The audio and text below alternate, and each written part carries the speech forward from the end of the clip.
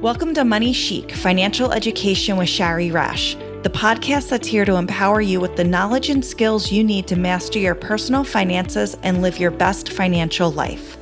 Welcome to Money Chic, Financial Education with Shari Rash.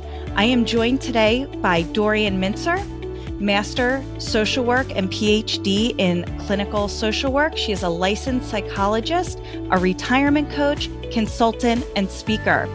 She combines her over 50 years experience in adult development, life planning, and positive psychology. And Dorian helps people navigate the second half of life. And as soon as I heard about Dorian's work, I said, I have to speak with her because I really feel like she is the yin to my yang. Through her program called Revolutionize Retirement, she helps people retire retirement and define the third stage of life. Dorian, thank you so much for joining me today. Well, thank you for inviting me, Shari. I'm delighted to be here. I really enjoyed reading about what you do and how you call yourself a non-financial advisor, where I am a financial advisor and I dabble in the behavioral finance when it comes to helping my clients retire and manage their money because it is emotional. We attach emotions to our money. But the end goal, when we start working, the end goal is to retire. So we start preparing for this almost immediately. We start preparing for retirement immediately after we start working by saving and thinking about it. And then as we get closer to retirement, our savings may become a little bit more aggressive. It's becoming more a larger part of our thoughts and our conversations, retirement. And even if we're preparing financially and we feel like we're preparing mentally because we're talking about it, many people just can't make that switch. They just can't transition to retirement or say, I'm actually doing it or setting that date. Why do you think that is? Well, I think that there are a lot of reasons. I think partly the concept of retirement, in the past at least, has been associated with a lot of D words like decline, depression, detachment, death. When the life expectancy was shorter, that often is what happened. People would retire, sort of this notion of the golden years, and then often people would die. People are living longer, and it's not, the concept is really changing. As you said, part of my work is retiring the concept of retirement. Part of my work is trying to modify the concept of retirement as all of those D words, and instead to think about it as a stage of life where it's not a destination anymore. People retire in many different ways. Some do want to stop their full-time work, but they might want to use their skills in a different way and have what's called an encore career. Some people might want to use it in a different way, more in a heartfelt kind of way. So that I think it's helpful to recognize that the concept really is changing and people are working toward eventually not having to depend so much on their money. However, finance is a big part of that puzzle. And you need to, have the money so you can have these choices of, do I still want to work or not work? How do I want to work? Because the idea is to live life as fully as we can for as long as we can. I feel like when we talk about retirement, we oftentimes think of it as an end point, a finish line, right? I'm going to retire, or I need to retire, or I'm going to retire at this age. And then we get to that point and it's, well, maybe I don't want to, or this doesn't feel right, but I feel like I should want to do this. And I've said before I want to do this, but we often, we prepare for that end point. And I feel like in general, we don't prepare for what to do after that day happens, right? We can enjoy sleeping in and, kind of having no schedule, but that might only last for a couple weeks. We don't think about what we're going to do for decades. No, that's absolutely true. And I do think there's a synergy between the work you do with the financial part and some of the, as you say, the behavioral, economics of it all too, and the work I do. of helping people think about how to work with a financial planner, but also to think about this stage of life. There's all these kind of, people often call it the soft parts or the emotional parts. And there's a lot involved in not working or not working, as much. And I like to equate working in or out of the home, because I think some of the same issues happen for people, whether they're thinking about retiring from work or maybe there's an empty nest.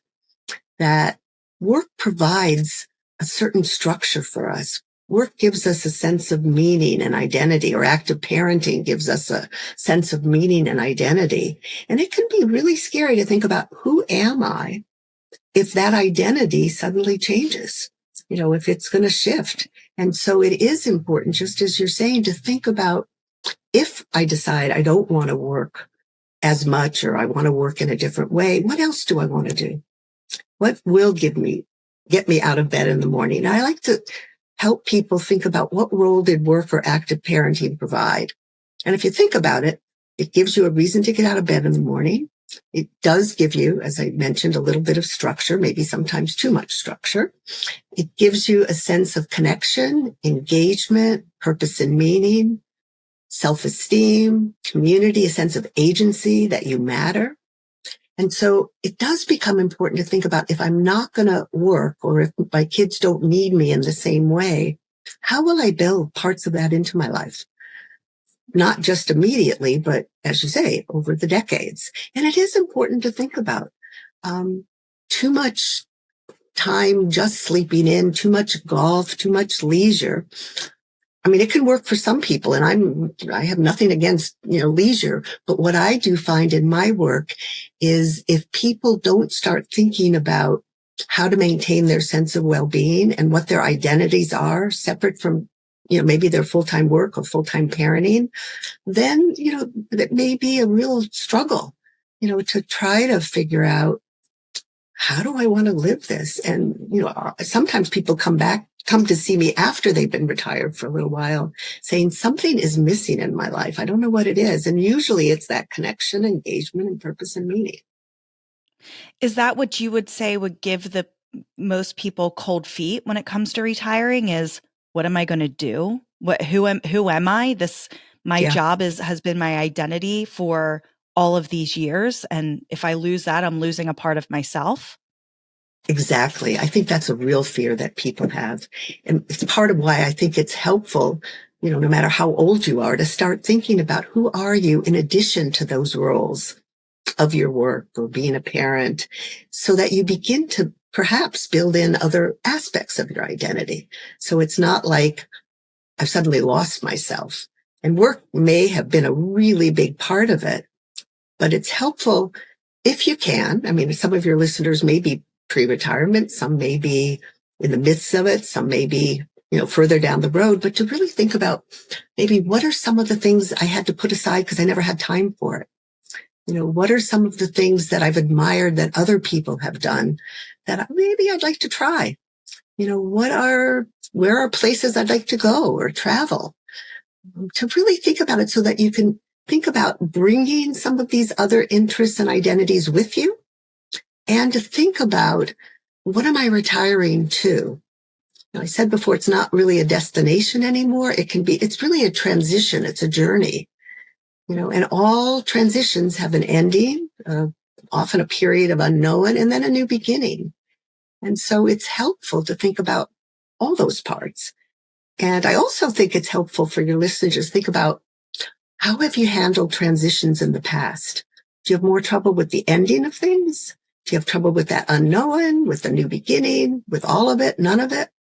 Because that could help inform you to figure out how you're going to deal with this stage. To know where maybe you're going to get a little bullocked, in the not knowing, or, being afraid, or, sort of like, who am I if I'm not my job, or I'm not an active parent? When I'm working with my clients, no matter what stage of life they're in, we're always financially saving for retirement, talking about retirement, planning for it. So we're planning for retirement throughout our whole working life.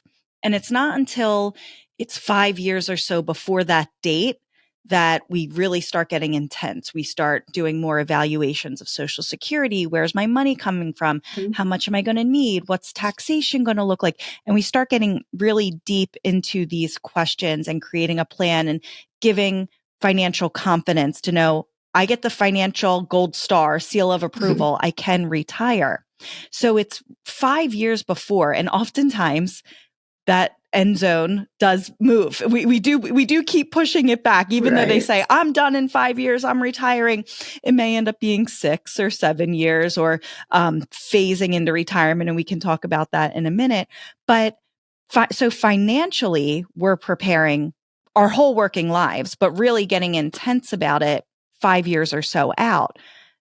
But we have to make a mental shift as well and start mentally preparing. You can't start mentally preparing for retirement a month before, right? So when does your work kick in as the non-financial advisor? When should we start mentally preparing for this life transition? Well, it's a really interesting question. I mean, I sort of think the sooner the better.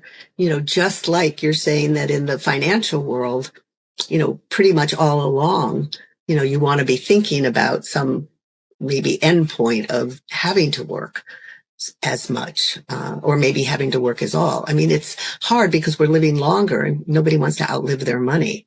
I just think the sooner the better. I think definitely, I mean, I would agree with your time frame, that if possible, at least around 5 years ahead, it's helpful to start thinking about it.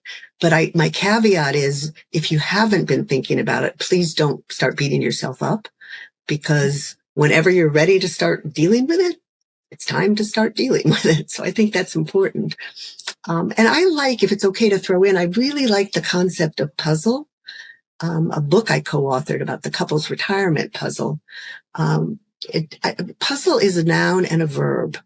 And part of why I like it is you need to puzzle it out for yourself or whoever's important in your life. But you also need to recognize, just as you're saying, there are these different parts of our life. And I always have said that finances and health and wellness, I think, are the two biggest puzzle pieces that impact all the other options and lifestyle choices we have, like where to live, how much traveling, relationship and obligation to family, living in community. So finances and health and wellness are so important, and it is important. The sooner the better.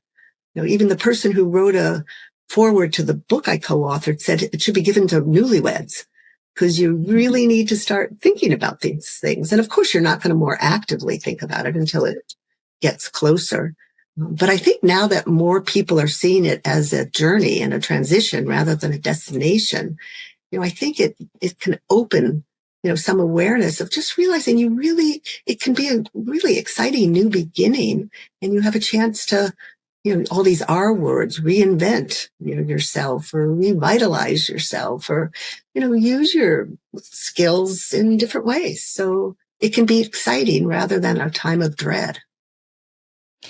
Every transition in life or every life change has a financial impact and it has a mental impact. And we have to acknowledge all of that, right? We can't just say, well, I'm only thinking about retirement or being an empty nester or divorce, and just think of one aspect of it, how it's going to affect me financially or how it's going to affect me emotionally, and ignore that. It all has to work together, and we need to acknowledge all of it when it's happening.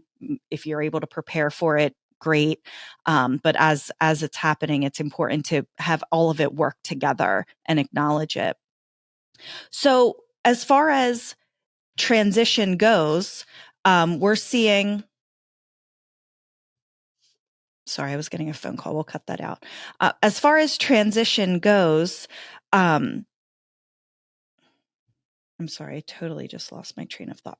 Okay, I think COVID has helped us with the transition of retirement and technology.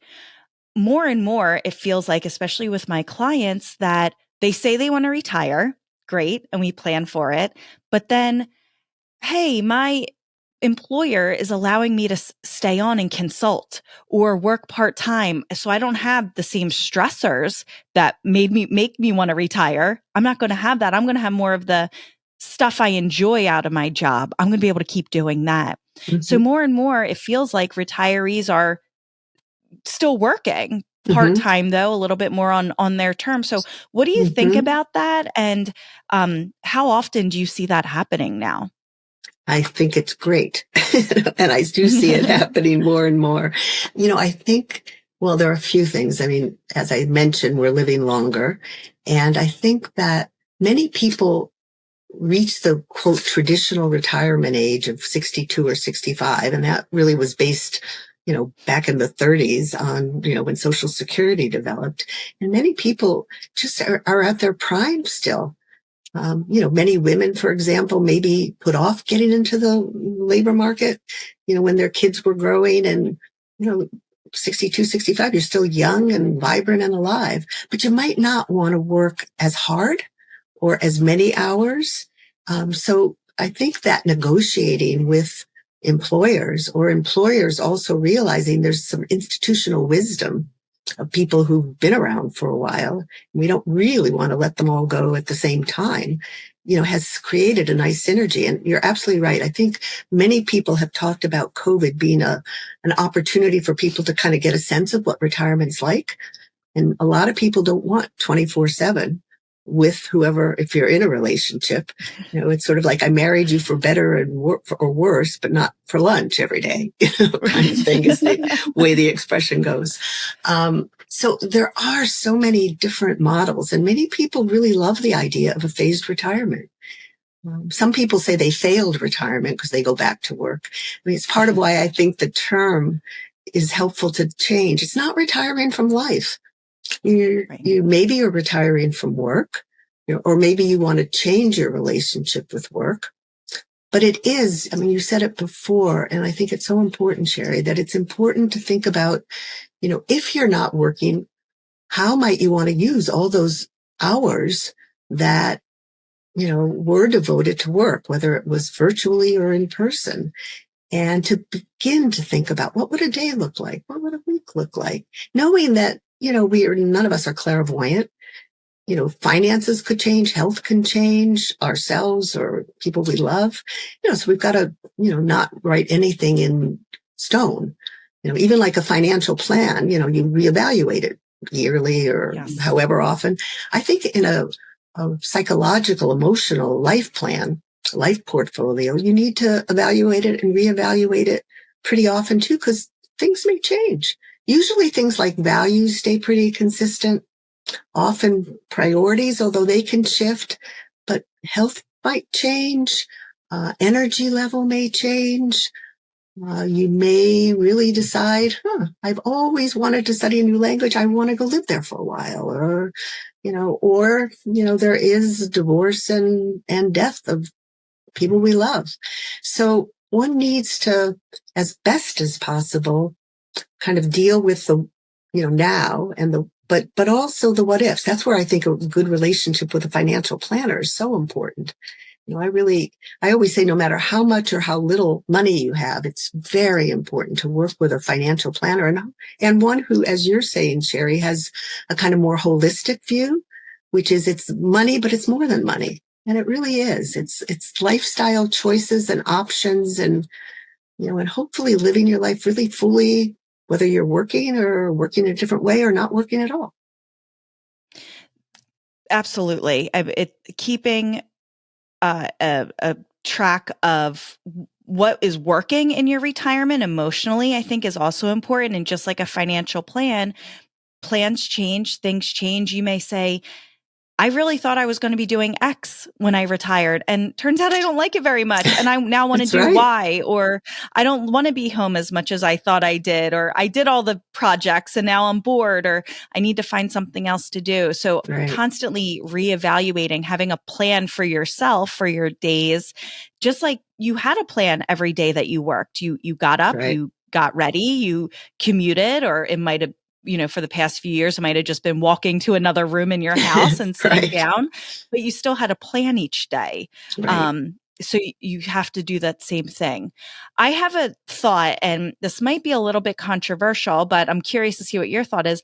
I feel like Social Security and the ages that the government tells us we're full retirement age or the age we can start, I think that sometimes messes with our head a little bit, because just because you're 62 and you can take Social Security doesn't mean you need to retire or you should retire, or just because Social Security is telling us we're full retirement age. Again, that's just a number based on a table that the Social Security department comes out with. So how much does Social Security, do you find, affects your conversations? Well, Social Security tells me I'm full retirement age, so I guess I need to retire now. What do you see? Well, I think you're right. I think that, that notion of Social Security has kind of influenced people thinking about that retirement. The traditional retirement age is 62 or 65. And I think full retirement age has changed from 66 to 67, whatever goes up. And, yes, people really do look at the Social Security issue. And, often I talk to younger people too who say, well, the traditional retirement age is 65, but I think I want to retire in my 50s or something like that. That's a lot of years to not be working. So I do think it's important for people to realize that it's a number.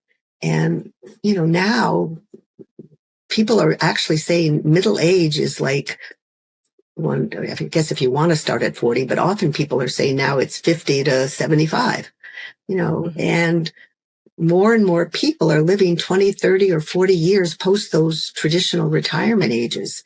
It's actually detrimental for people to think about taking. I mean, some people maybe have to take Social Security at 62. It's, if you can avoid it, I mean, it's some of the work you do, but it's part of how I try to help people too, to think about, Social Security increases, what is it, 8% a year or something like that. I mean, it's really better if you can, actually not need to take it until you're 70. I mean, way back when it Yes. was developed, it was with the idea people weren't going to live much, later than the late 60s. And so it was going to be, this way. And much of work was industrial work, people standing on their feet, being really burnt out. All of that's changed now. And I mean, not changed for everybody, but it's changed, in terms of a lot of the industries that we have, that are available for people. And so people aren't burned out necessarily in the same way. And if you can put off, and we're going to live longer, and Social Security isn't going to totally support us. I'm sure that's a lot of the work you do too. So it's like helping people, realize, maybe it really makes sense for you to keep earning into your 70s or whatever age you want to be, because it gives you more life choices and options.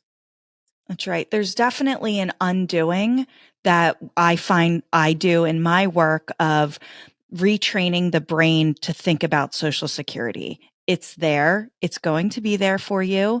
And just because it's there doesn't mean you have to take it. But many times we're emotional about Social Security. Right. That's my money. I want it back. Right. But it may not necessarily make sense. So we are following, we feel it, we can feel torn because we feel like we're supposed to do it. We do what we're supposed to do. We contribute to it, and then we have to take it when pretty much we're told we have to take it.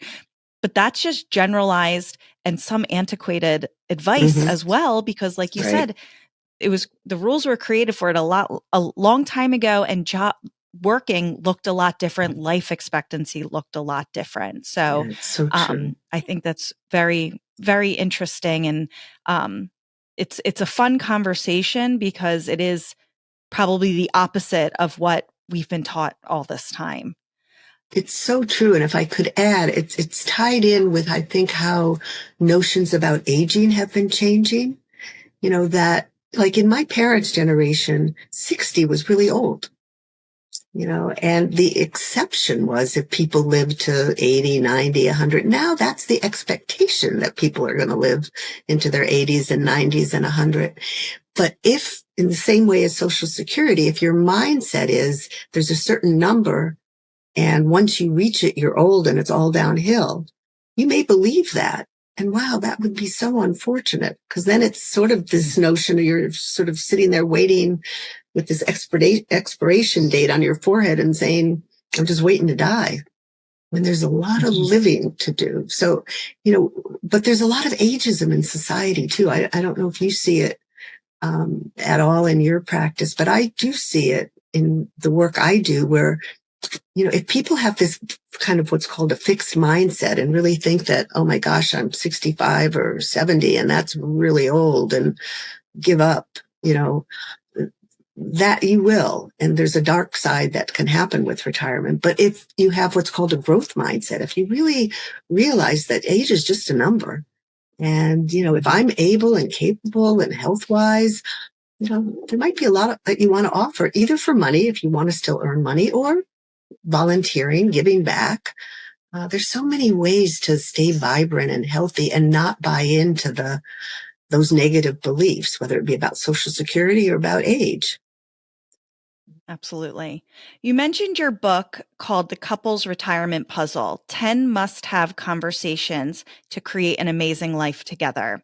And you alluded to spouses or partners being home together all the time, right? Which Right. that's a huge transition. Everyone jokes about it of, Right. if I didn't sign up for this. We're together all the time. But Right. So can you give us one question that every couple should discuss when thinking about retirement?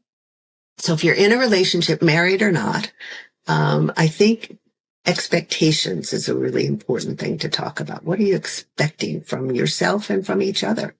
I think that's, how much time do you want to spend together or apart? One of the things, and I do want to say that although the book was written for couples, it was written for couples because a lot of things were coming out saying couples aren't talking. But it's really helpful for whomever is important to you in your life. It could be siblings, adult children, friends, because, there may be people who are part of the quote retirement journey with you. But it is helpful to really let yourself think about, what are things you want for yourself? What do you want to do by yourself? What you might want to do with somebody else, with your partner, someone else, and have the other person do the same thing, and then see where it aligns or doesn't align. What are you expecting of each other? Are you expecting you're going to have dinner together all the time? Are you expecting you're going to go to the gym together? You're going to do everything together? I think the healthiest relationships are when you're not joined at the hip, to be honest. When you each can be separate people and have your own interests in some things you do separately, and definitely things you do with your partner, spouse, or other people. And then it actually enriches your relationship when you're doing stuff together. But too much togetherness can be problematic. Sure. That's such a good point about not just using those questions for your spouse or partner, but maybe going to your adult children and saying, because adult children may say, hey, my parents are retiring. Great. We're going to have a babysitter once a month, right? Or we can now go on vacation and leave the kids with them, or that. And that might not be the grandparents' expectation, or that might not be in their plan. Right. So having conversations, that is such a great point that I really had never thought of before. Yeah. Oh, really? There's so many important conversations to have, and to not make assumptions. I think I always say assumptions get people into hot water, and it can influence like where to live. So say an individual or a couple decide, oh, I want to live closer to the kids. And the kids, just as you're saying, think, great, built-in babysitter, not even just once a month, all the time. and you maybe want to do once a month or once a week, but not every day. So it's important to talk about. Otherwise, you disappoint each other. You have these assumptions and a setup for disappointment, and some disappointment's inevitable. I mean, that's just life. But the more you can talk about things and what you expect of yourself and each other, sometimes you have to agree to disagree or compromise. All of that's important, and it can really lead to much better relationships and a much better post-work life. Absolutely. It's just, I'm thinking about, a lot of the phases of our life, we're not handed a manual, right? That is You true. may have some counseling before getting married, but you have a baby, you're sent home. You're on your own. You could read some books on your own, or you learn how to do your job when you first start, but then you're kind of you're figuring it out. And so many transitions we're just expected to know how to handle, or our finances, we're just expected to know how to do this, and without any education or knowledge or help with it. And I think it's so important that for such a huge life transition that we all do, whether you work inside the home or not, you still retire at some point, and you need to learn how to handle it, and to just expect yourself to flip that switch and be totally okay with it is not realistic. And that's putting a lot of pressure on yourself. So acknowledging this is a big change. This is a long time of my life. I'm going to be in this phase. Let's prepare for it and just not flip the switch and expect ourselves to know how to handle it. I totally agree with you. I mean, I think it's so important to realize that, and that these conversations are important. I often say money, sex, and death have been taboos, in our society.